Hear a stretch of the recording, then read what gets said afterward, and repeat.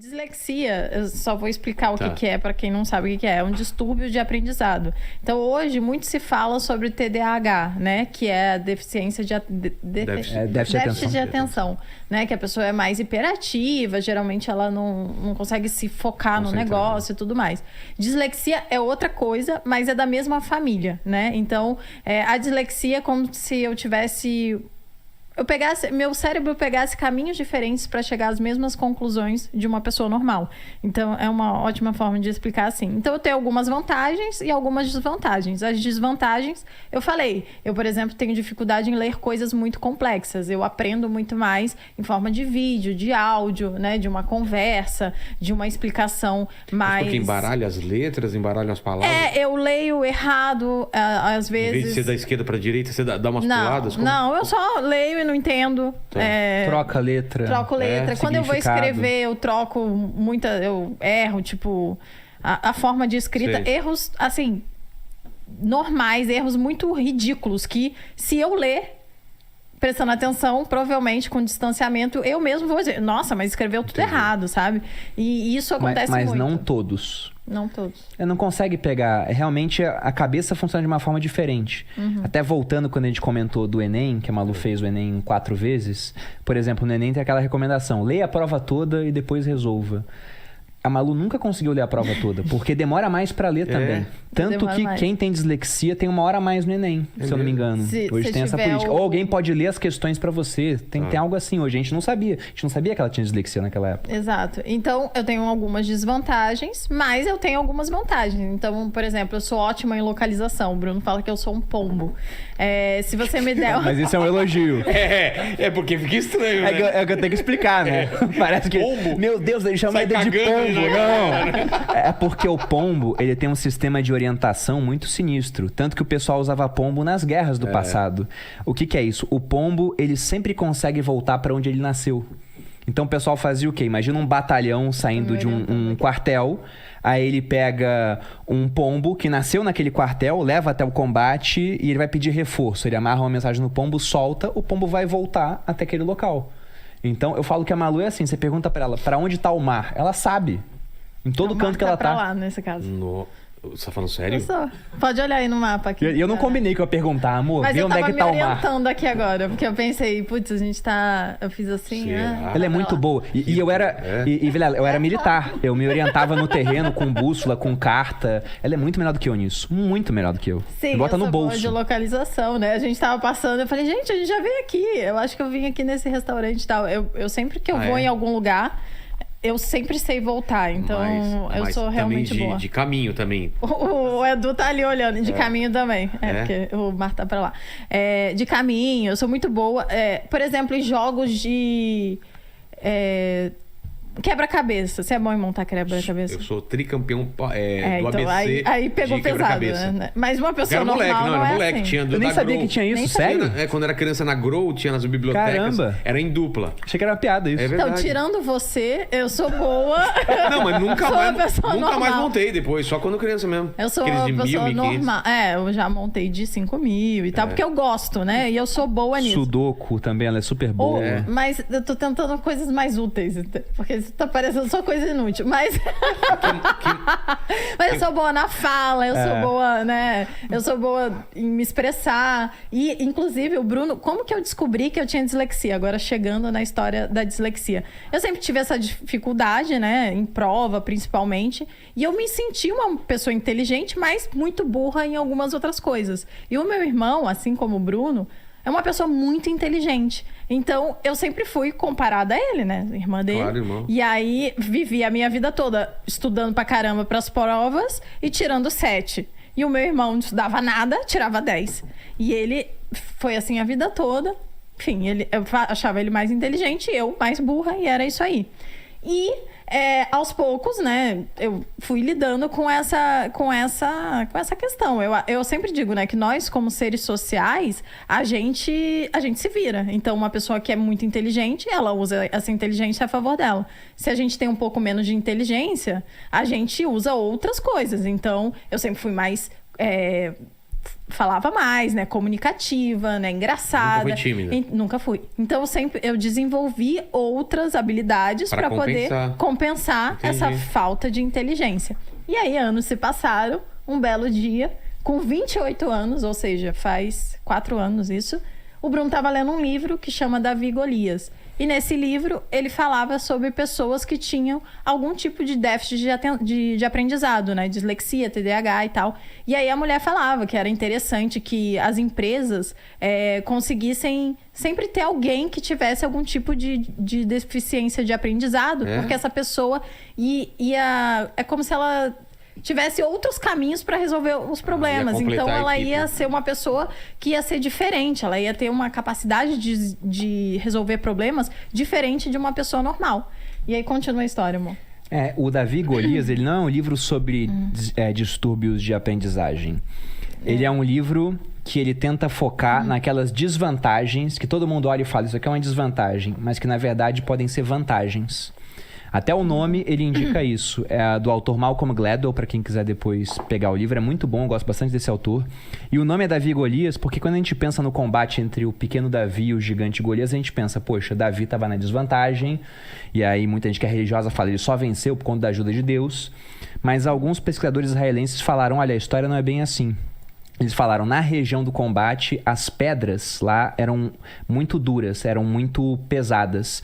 E o Davi era um fundibulário experiente, usava funda e era capaz de arremessar pedras a uma distância de 200 metros com precisão. Além disso, ele era muito ágil, enquanto Golias era um alvo estático, grande, pesado, com uma armadura pesada, pronta para o combate a curta distância. E ele talvez fosse um gigante mesmo. Mas vamos encontrar um motivo lógico para isso. As pessoas que são muito grandes, hoje, quase sempre elas têm um tumor na glândula pituitária. As pessoas são muito, muito altas, né? É uma causa comum para ter uma estatura maior. E dependendo do tamanho desse tumor, ele pode ocasionar uma visão ruim. Então era uma explicação do porquê o Golias podia ser muito alto, ao mesmo tempo que ele não enxergava bem, que ele tinha um escudeiro, que não era comum naquela época para um guerreiro de infantaria. Então, quando você olha essas informações, a desvantagem no Davi não é uma desvantagem. É quase como botar um sniper contra um gladiador. O sniper vai poder dar vários tiros antes do gladiador chegar perto. Então, o resultado o favorito não era o Golias, o favorito era o Davi. E aí, em um capítulo, ele fala de uma psicóloga, se eu não me engano, que ela vai dar palestras falando sobre isso que a Malu disse, né? A importância de contratar pessoas que têm distúrbios de aprendizagem, porque esses caras vão ver a vida de outro modo, vão encontrar outras soluções. Se a gente for ver, né, quanto mais diversa uma organização, geralmente melhor. Porque se numa empresa todo mundo é formado em economia... É bom também? No ponto genético também, mas pensando até em capacidade. Se todo mundo numa empresa é formado em economia pelo INSPER, todo mundo vai ter um certo viés. Você tem que pegar pessoas que são de fora, para que você tenha outras informações, né? Porque o mundo é complexo, o conhecimento é disperso pela sociedade, você tem que conseguir reunir. Um de 21, outro de 48, né? 46. Tá com essa também agora, né? 2 aninhos. E com backgrounds diferentes e tal. Isso exatamente. É muito bom. As ideias são diversas, fica mais completo. Só que quando ela foi dar essa palestra, ela foi para uma audiência diferente. Era uma audiência cheia de CEOs e de pessoas muito bem-sucedidas. E ela pensou, poxa, esses caras têm que contratar, mas vamos ver quantos deles têm esse problema, porque ela pensou, quase ninguém vai ter. E quando ela pediu para levantar a mão quem tinha algum problema de distúrbio, de aprendizagem, quase todos levantaram a mão. Ela falou, nossa, tem algo engraçado aqui. Aí o que ela viu? Que esses caras não conseguiam emprego quando eram mais novos. Porque eles não eram bons em redação, eles não eram bons em testes formais, então eles acabavam ficando sem emprego. Sem emprego, eram obrigados a empreender. E aí, vários empreendem, alguns vão dar certo, né? Eles vão crescer muito. E aí, esses caras só tinham ido empreender muitas vezes porque não conseguiam emprego. Que foi o caso, por exemplo, da Malu. Porque emprego formal, ela ia... Não, eu até consegui vários empregos, mas não eram empregos de carreira, né? Uma coisa tipo, o que o meu pai, o que eu achava que era o sucesso, passar num concurso público. E eu ia nunca ser muito difícil pra ela. Né? Provavelmente. Talvez conseguisse, mas ia ser muito difícil e doloroso o processo de conseguir. E aí, nesse livro, ele dava um teste de bolso que está longe de ser o teste adequado para diagnosticar a dislexia, porque é um diagnóstico, ele é multidisciplinar. É multidisciplinar. Depois você tem que passar num psiquiatra, num várias pessoas. São várias pessoas, psicopedagogo. Não é só um cara. Mas um profissional, ele vai ter, um cara acostumado com isso, vai falar, olha, só tem que fazer o teste para garantir, porque você tem realmente todas as características. E lá era um teste que o autor falava o seguinte, esse teste ele é ridiculamente fácil para crianças, mas ele é bem complicado para um disléxico. E quando ele deu as características da dislexia, eu falei, isso aqui é a Malu todinha. Eu falei, nossa, a Malu é disléxica e ela não sabia, nem eu sabia. Aí eu tava em casa lendo, quando ela chegou, eu falei com ela, amor, vou fazer um teste com você bem rápido, é simples. Daí eram acho que 4 perguntas. Eu fiz as 4, ela ficou perdida. Ela gabaritou ao contrário o teste. Né?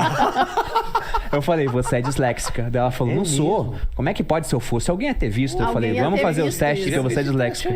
Então, aí sempre que me perguntam isso, eu brinco, né? Eu falo, às vezes você só é burro mesmo. No meu caso, na inteligência limitada. Você é dislexo, Lênin? Eu acho que sim. Eu acho que sim, porque às vezes eu inverto, visivelmente assim, eu inverto letras assim. Mas na hora de escrever ou ler? De tudo. Principalmente na hora de ler. Eu acho que o pai da Malu é, sabia? Meu pai é disléxico. Só que ele tá com 60 anos, né? É legal dizer isso. É mais comum em homens do que mulheres. É mesmo? Do que mulheres. Mas eu fui premiada. E tem um caráter genético. Então, meu pai, de fato, a gente tem quase certeza que meu pai é. E tem muita dificuldade, por exemplo, em aprender inglês. Eu só fui aprender inglês depois que eu fiz um intercâmbio. E mesmo assim, meia boca, né? Porque não eu tive que ler. Eu sou péssima na escrita. E legenda? Eu só ouço. Legenda de filme. Legenda é uma bosta pra mim. Porque, na verdade... Você tá vendo a imagem e tá fazendo... Até muito tempo, até tipo uns 20 anos, eu odiava filmes legendados porque eu não entendia nada. E depois que eu fiz esse intercâmbio, eu comecei a entender muito, porque eu sou boa no listening, né? Eu entendo bem, entre aspas. Aí começou a desencanar.